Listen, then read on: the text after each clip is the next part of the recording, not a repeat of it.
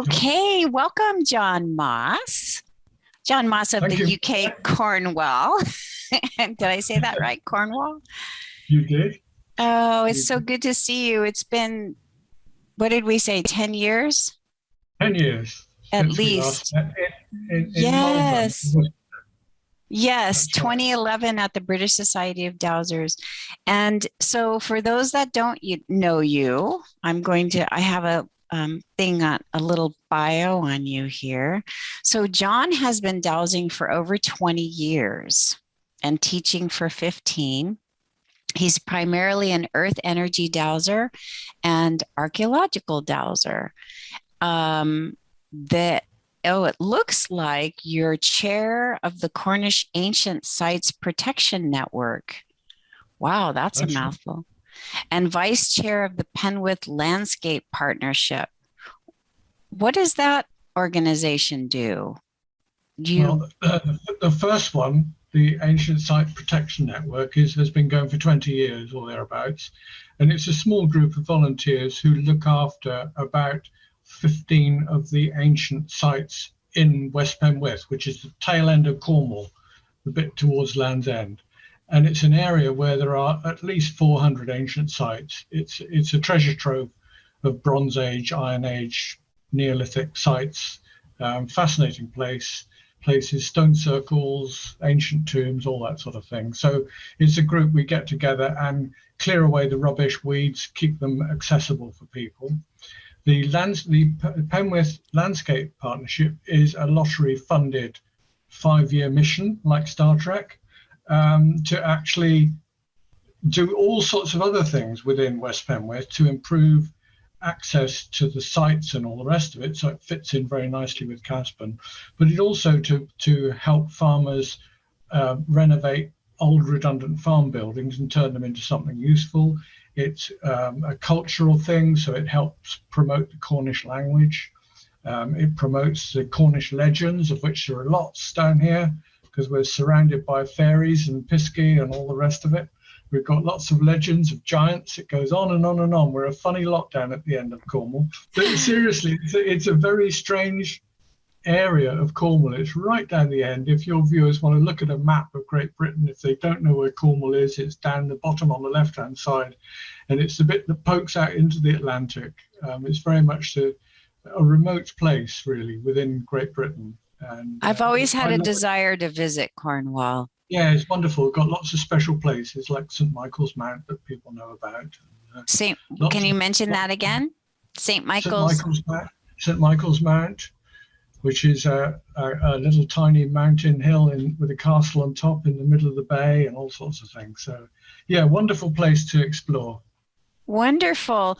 Well, let me just get to some of these questions I have for you, because you've been dowsing a very long time. So how did you get into dowsing? Was your father a dowser, mother? No, not in the family at all. Although I did many years later learn from my father that his father used to dowse for water on his land. But nobody ever mentioned it to me, of course, so I didn't know anything about that, which was interesting. I think it was something like a lot of people in the country, they just did it without thinking about it. But no, for me, it was in about 1995, 96. So I was in a very busy, stressful career. And it was a time of life where I had 2 teenage sons that, bless them, if they ever look at this, I'm going to say they're at the grunting phase of teenagers. And you mean the awkward phase? The awkward phase, yes, that's much more polite. And yeah, so I was working hard, very stressed, wondering what life was all about, thinking there must be more to life than this, and not having time for a hobby. And then one day I saw in our local parish magazine an advertisement from a chap, and he was saying, I fancy learning how to dowse. If you'd like to learn with me, come along to the village hall Thursday week. And I thought, dowsing, something to do with water, I think, but didn't know any more. So I went along, and at that first meeting, it was in a little village in the middle of Herefordshire on the English-Welsh border. Not many houses there at all. There were 60 people appeared out of nowhere. I mean, I think they were all real, but the 60 people arrived. And the next thing was, the task was to go out to a nearby field because the farmer was looking for water. I knew nothing about this at all. And I was thinking, well, how am I going to cope with this? So went out into the field and somebody thrust a pair of wire rods into my hand.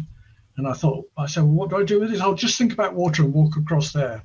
And of course, the rods, like a lot of people, were there just sort of going like this. And I thought, this is weird. And I looked back at where we parked our cars and I thought, I hope nobody's looking at me from the road that I might know about. And then there was one old lady there who was striding across the field with a very interesting dowsing tool, which, if you see that there, it's yes, a bath plug on a piece of string. And I thought, like Scotty in Star Trek, I thought, yeah, beam me up. I'm not sure I want to be part of this. But it was very funny. And to cut a bit of a long story short, I got the bug. I found I could do it basically, and joined a group and went on from there really. And it was a very funny thing because word got round that there was this bunch of peculiar people called Dowsers in the area. So we kept getting phone calls like, oh, I think I've got a tunnel under my garden which leads to the church, and I've lost my spectacles, or I've got a ghost in the house, or all these sort of weird things were coming in. We just said yes to everything. It was totally bonkers, really. So yes, we made loads of mistakes. We got in some hot water, nothing too harmful, but it was quite an exciting time. And then on from there, I started getting phone calls because I started to help to run the group, being a nice little control freak that I am. I started to help run the group, and then the phone would ring. We're some WI, Women's Institute. Can you come and talk to us about dowsing? Well, yeah, okay, I'll probably think of something to say. So it went on from there, and it was gradually gathering pace.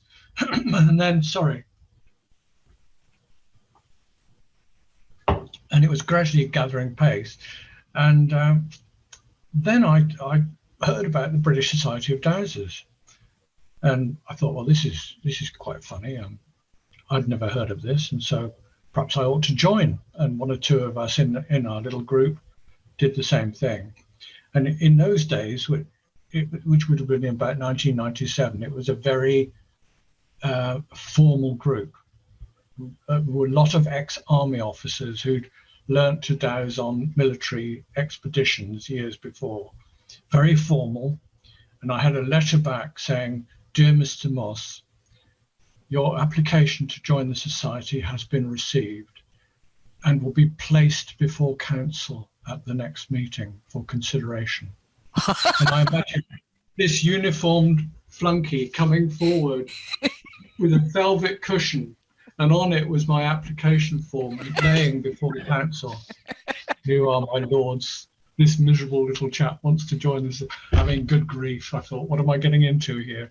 But actually I did join, and luckily, Patrick McManaway, who you'll have heard of, who was at that time the president of the society, heard about me somehow running little dowsing workshops and giving talks. And he rang me up and said, "Do you fancy coming to a meeting in London? We are setting up a tutor training scheme, and we'd be interested to hear about your ideas." And so I thought, wow, this is interesting. So it very quickly changed and became a big part of my life. So I joined that education committee, as it was called, which was a group of people who were really putting together a good selection of training courses at various levels for all sorts of aspects of dowsing.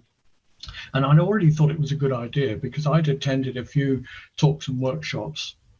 And to put it politely, I thought it was a bit hit and miss what you learnt. And I perhaps ought to say straight on that I have a very questioning manner to my dowsing. And when people are talking about dowsing, I don't just accept everything I say. I really would like to hear some evidence that this works or that works and all the rest of it. So I like some evidence. That's it in a nutshell. And it's sadly lacking, I think, in some aspects of dowsing in some people. And I think we have to be careful about that sort of thing. Well, what drew you? What drew you to archaeological and earth energies as opposed to health and wellness or water? Well, it was part of this wanting evidence, Melinda, which is why I introduced that subject. Is that I remember a phone call we had one day from the Forestry Commission where we lived, big forestry area, Forest of Dean, and they said, years ago, we used to know where a money stone was in the woods, and we've lost it. And I thought, what on earth is a money stone? And apparently it was a big block of stone, about three or 4 feet high, squared sides, and it's where the miners used to strike their deals on. Never heard of that. I thought that sounds interesting. They knew where the stone was years before, and then of course in the years intervening, a pine forestation had grown up and they'd lost it, couldn't find it, and archaeologists wanted to know where it was. So it was very early on in our dowsing activity, and we didn't really know what we were doing other than we were told what the thing might look like. Put that in your mind. It's somewhere in this half a mile of thick, impenetrable forest.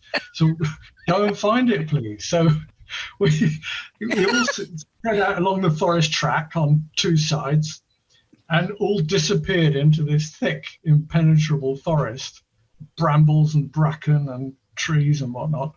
And it was so funny. I'll never forget it. We were walking along, and all of a sudden there was a dip in the ground, and walked down the dip, with our dowsing rod saying, point me towards the money stone, point me towards the money stone. And it was almost like one of those old Cowboys and Indians film. I shouldn't say that anymore, should I? Cowboys and Native Americans films, where they all come over the horizon. They're all there on the top. And there were all these dowsers all heading towards the middle of this dip in the ground, and there was the money stone. And I thought, well, so that does work. So that was a big sort of plus point for me. I thought I'd like to see something tangible like that. You got your evidence. That was my evidence. Yeah. That was my evidence. And then, it just went on from there. And I remember another time when we were invited to go down to a town called Malmesbury in Wiltshire, which used to be a very important town centuries ago in Britain. And a couple were living in a Tudor house, which was very nice. But underneath there, they had the foundations of a 12th century monastery, part of Malmesbury Cathedral. Mm. And we were sort of going down there, and the chap was guiding us around, and he said, "There's a funny mark in the wall here." He said, "It's too small for a doorway, I think, and it's not the right shape for a window." But the English Heritage is saying that it's a window, but of course it was below ground. So you think, well, is it a window? So I was dowsing with one friend and not saying what we were finding, and we both came out with the idea that there was a stone spiral staircase behind this wall. We thought no more of it. About a month later, the phone rang. "I think you and your mate better come down here again and see what I've done. Don't tell the authorities, because I'm not supposed to move a stone in this building, but just come and see what I found." And of course, we went down in the cellar, and there was all the stones taken out, and there was a spiral stone staircase. Oh, so again, my. I thought, yeah, okay, that'll do me. So nice bit of evidence. That's wonderful. So, that begs the question about the Michael and Mary line, to me, right. It seems like that, how is their evidentiary? Do you know what I mean? Like, how can you tell that is actually the Michael and Mary line? Yeah, and what is it? Is it real? Are we all kidding ourselves? And maybe we should do a little back history on that. Can you just give us a quick history on that? I can. In the early 1980s, I think, Hamish Miller, who in fact just lived about 10 minutes up the road from where I'm sitting now, with his wife Bar, he and Paul Broadhurst got together. I can't remember now how it started, but they'd heard about a Watkins type ley, what people mistakenly call ley lines, because what is a ley line? You know, what are you talking about? Are you talking about an alignment, or are you talking about something energetic that moves around? So if I can just set that there, that what they'd heard about through the work of John Michel, who'd done a good bit of surveying in the area actually, was investigating alignments between significant ancient sites. And so they started dowsing this area and found there was a curving energy line weaving around the alignment. And then they got all the way up to Avebury in Wiltshire, where there is a magnificent stone circle and complex of ancient sites, to discover that there was another line twirling around it as well. So they had to go all the way back again to near Land's End and start doing the other line, which they called Mary. So the Michael energy line, or energy current, as Hamish called it, was weaving like a caduceus, that sort of shape, around the alignment, and its partner was the Mary. And then they go right up the widest part of England. I shouldn't call Cornwall England, because Cornwall isn't part of England actually, but it's 380 odd miles from Land's End, where the two lines come in, to Hopton in Norfolk, where they go out. And it's believed that they then go across the German-Danish border and gradually work their way around the world. And they commence in where Land's End, is that where the I don't think they commence anywhere, Melinda. I think it's a band of energy, or a complex of energy, or some people call them a geomantic corridor, which goes right around the world. I mean, it's believed that it goes through the Azores, which are islands in the mid-Atlantic. Mm-hmm. I think it's been spotted, or they've been spotted, on the south of South Island in New Zealand. So it looks as if it is a band of energy that goes right around the world. And it's not the only one, of course. There are believed to be several. But are they real? Are they real? I don't know. I believe that they are. I believe that they are part of the Earth's nervous system. I quite like the Gaia concept, where the Earth is a coordinated conscious being, if you like. It has a consciousness. And I think these lines are part of its energy or nervous system. So yeah, I do believe they're real, even though there's no evidence from a scientific point of view that they are real. Yeah, there you go. There you go. So let's just say that you were advancing your wisdom with your dowsing, your innovations. Was there a particular innovation that came to you, or how you were developing your practice? Was there an aha moment other than oh my God, there's the stone, the money stone? Quite a good one. I mean, I've always been one of these odd people that's seen ghosties all my life. From the age, the earliest one I can think of was when I was about 5. And I sort of never realized that everybody else wasn't seeing them. So I sort of kept it to myself.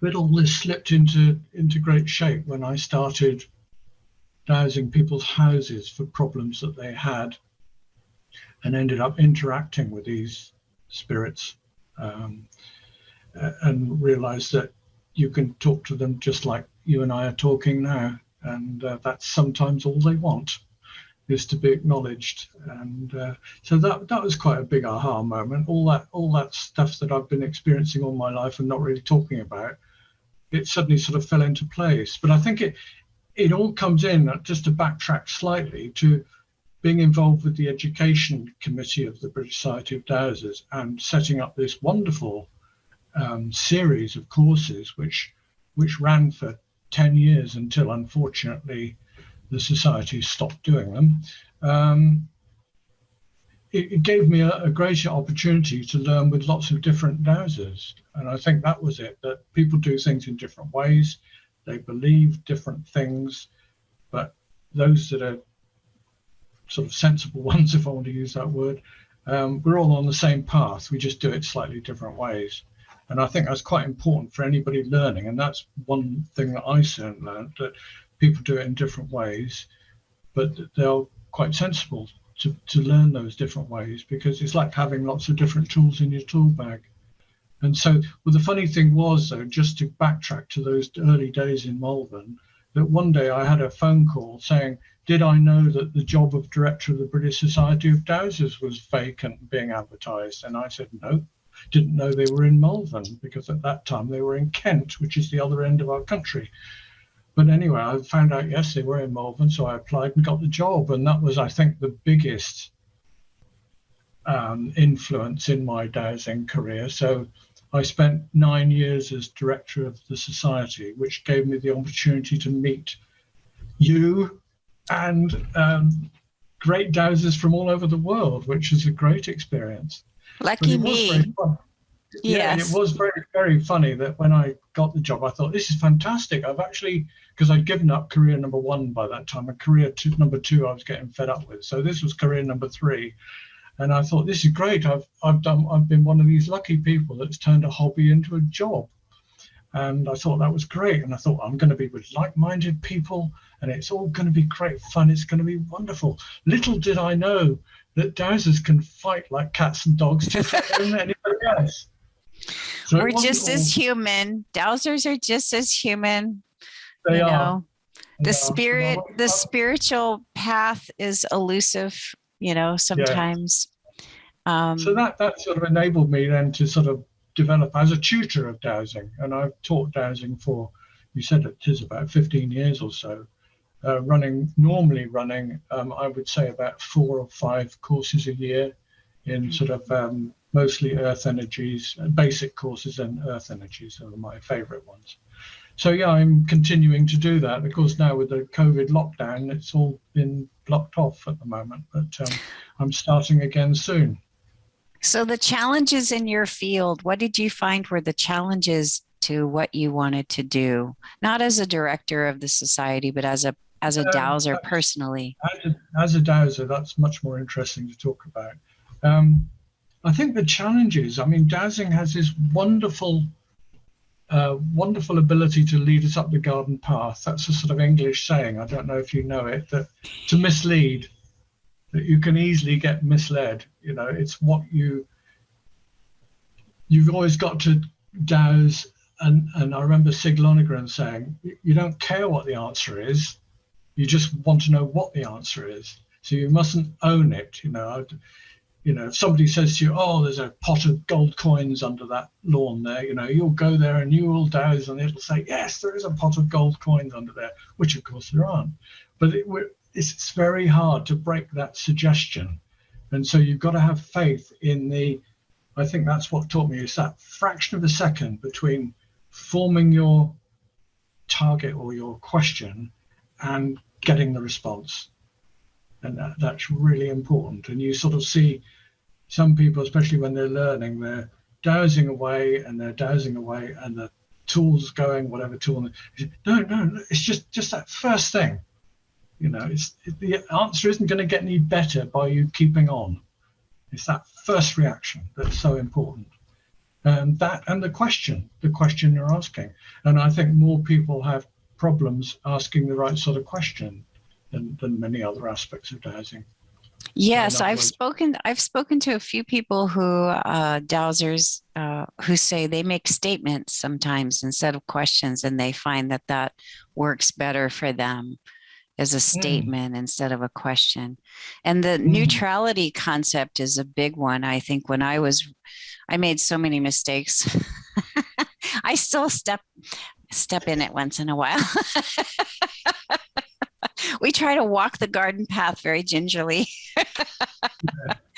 That being able to be neutral is very important to that. and stepping back, as you say, stepping way back from what you're seeking and allowing it to reveal itself to you, as opposed to hovering over it, you know. Yes. It's Which like is why it's so important to get the right level of permissions, protection, all that sort of thing. I mean, that yes. was one other thing that certainly when I started dowsing with the group, I don't think any of us had ever heard of psychic protection. And, you know, I remember a few quite painful times when I'd get home wondering why I had a headache or the red mist or I felt angry or whatever. And I soon learnt why that was. And I'd phone a friend who'd say, I think I've got something, can you get it off me? So yeah, Yes. but so when I'm running courses, I'm so keen on an ethical approach to dowsing that you've got to have everything in place. You've got to have your permissions, whatever that's from, whether it's the individual or the landowner or whatever. You've got to have everything in place. It's just a process that you've got to stick to be safe, because I think that's really important. One of the permissions, yes, absolutely. And one of the permissions I find that sometimes gets skipped, especially with housing developments, is asking the land. You know, here in Hawaii, we have the Native Hawaiians. You want to ask permission to do any type of earthwork, or, you know, Native American Indian land, or, you know, any native lands. Do you find that there is a group of indigenous there in Cornwall, or a group There of? are. I'm one of them. I've got Cornish DNA running through my veins, which I'm very proud of.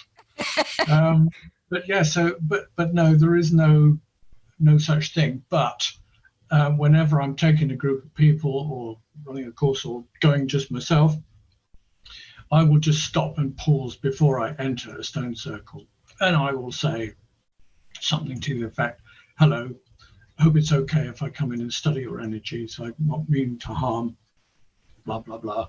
Just, you know, talk to that site guardian.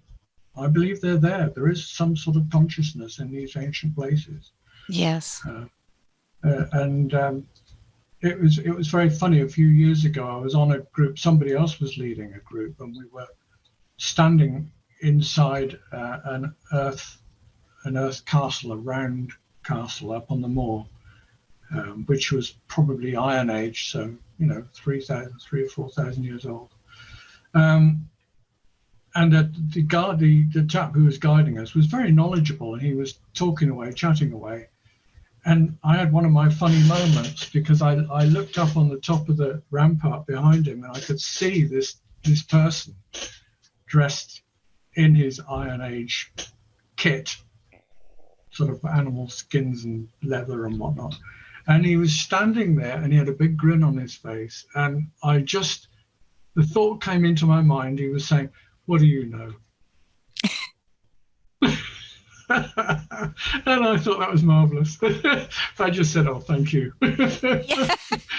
You know, so I think they're still there. I think it's real, and I think it's respectful to any old site, wherever it is. And so I always tell people, don't just get out of your car, get out your dowsing rods, rush into the stirk and start dowsing furiously. Just pause at the entrance or outside. Just think about why you're there. Just calm down, get into the flow of the site. It's like the same if I'm dowsing someone's house. You know, I go in and sit down. Would you like a cup of coffee? Yes, please. Because it's amazing what you can pick up just by a chat with the person and relaxing while your radar is sort of going like that around, just seeing what you're sort of dealing with before you actually start the process. I think that sort of thing is really valuable. Well, reverence and respect take us a long way. You know, reverence. I think reverence is a key piece to dowsing. Anything and anyone, actually. So, well, that is, so you went into clearing homes then. You went from archaeological to. I know. I know, weird, isn't it? I mean, how it quite happened, I can't remember. I think it was somebody that rang me up one day and talked about a ghost in the house, and I thought, well, yeah, why not? Let's go and have a look. Naive idiot. But actually, as I said, once I got the hang of psychic protection, it's work that I really enjoyed doing and gained a lot from it, and hopefully was able to help. I'm not one of these characters that goes around trying to heal people in battlefields by the thousand, like we do have some people over here, which I just think is rubbish. But I work within people's houses where they've got a problem, and I talk to the thing and say the person, what's your problem really? That's what I'm trying to work out at.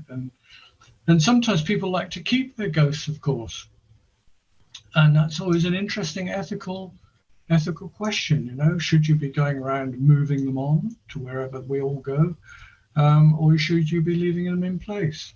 I've done some way and some another. It depends. That's a very interesting question. I've actually never heard anyone say that they would leave them in place.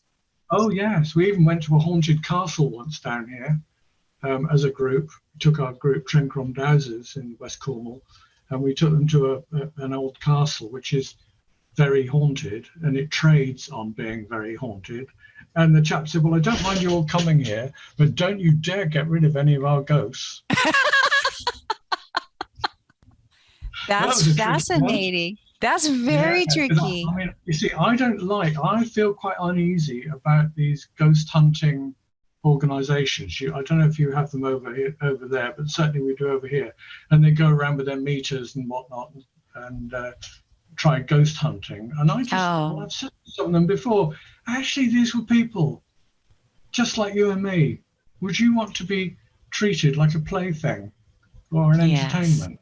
I really don't like that. Yeah. Well, this is the respect and reverence we were discussing that comes into play. So what what inspires you to continue?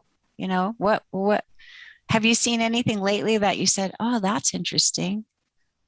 I'd be curious. I think mainly having had a layoff because of ill health and because of the coronavirus, it's enabled me to think, what next? And I'm getting more enthusiastic again about teaching, actually, after a time off. I really enjoy doing that because it's obvious from looking at social media that there are so many people that need good basic training, and they're picking little bits up from here and little bits up from there. And I keep thinking, why don't you read a book? Why don't you go on a course? Why don't you do this? But it's an interesting phenomenon now. You've probably seen it as well. With so many people, they want to know everything in 6 bullet points. Yes, I have. They want to be able to do it in 10 minutes because the next thing they're on to cake making or sort of macrame or something. And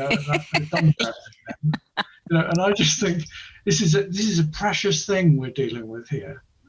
It is. And someone with your experience has a lot to share. You have a lot of sacred experiences that you can share and bring forward with people as a teacher. Yes. And I think that was brought home to me really by learning with Patrick Manaway, Sig Lunegren, Graham Gardner. There was a lady in Malvern called Daphne Adams who was an absolute wizzo at finding stolen paintings and lost pets and things like that. Sadly, she's no longer with us, and there's a great dearth now of people who seem to be able to find lost things, which is sad. But yeah, people like that I bumped into, they are my inspiration and guides really through the whole thing. I really enjoyed it. But I think there's a number of things, ethics. I talked about ethics are really important. I think, are you doing the right thing? And I really worry if I'm allowed one rant. I'm really concerned about so many people have an emphasis on their higher self. And I just wonder who this higher self is. And I wonder whether it's always the right thing you should be listening to. Is it just their imagination or their ego? I'm not altogether sure about. I think whatever we do as dowsers, we are personally responsible for. You know, it's no use hiving it off onto some supernatural being that may or may not be there. It's number one here. You did that, John Moss. You're responsible. So you've got to get it right. And I think, you know, dowsing, as I said, is not a plaything. And I think we have such a responsibility. I mean, when I used to be dowsing houses very regularly, you would meet people that were really in quite a bad way, either mentally or physically with ill health. And they've tried everywhere. They tried the doctor, they tried the specialist, they tried the complementary therapist for this, that, and the other. Nothing worked. And then some enlightened person says, ever thought about a dowser? So, oh yeah, okay, I'll try him. Let's ring him. And so you go there and you're the last one on the list. You're the last one to carry that responsibility of trying to sort that person out. And I think that's a very solemn duty that we have. Yes, it is. And I you know, would treat it more seriously. Yes. And in my field of health and wellness, I have to accept the fact that if they've come to me, I'm just part of their path, their healing path, and be detached from what happens. You know, the focus of you have to heal them can't be mine. It can be, I am here to offer what I have to offer for you. Yes. And hopefully this will trigger self-healing within them. And because I believe in the power of self-healing, and my job is just to say, hey, have you thought about this or that? And then, you know, whatever happens, they're on their path. And I was privileged to be a part of that path. So this is how I approach my health and wellness dowsing. Yeah, but I really like that. I think it's the same for working with someone for their house. If they're the sort of person that is interested in what I'm doing, as opposed to the sort of person that just take a pill and make it go away. Yes. When you sense that people are interested in what you're doing, you get them involved. You know, I want you to light a candle here in the evening, or I want you to put something there, or do you like crystals? Well, put that crystal there. So, do you know what I mean? Get them involved in doing something. And I think that's part of their self-healing, isn't it? It's part of their help to the participation. Yes. Yes, that's so important. Being open enough to receive the higher healing intelligence from within, because the body is so intelligent, you know, and sometimes it just needs an opportunity to feel like what it feels like to be in balance. It's missed it for so long. Yeah. Well, John, it's been a great pleasure speaking with you. Any words of wisdom you've given us so much, but if there's anything else you want to. Yeah, I do. When I'm teaching people to dowse, I teach them with one of these. It's a very special ancient dowsing tool. Yeah. And it was recommended to me by Patrick Romanoway because when I started dowsing, I had a very nice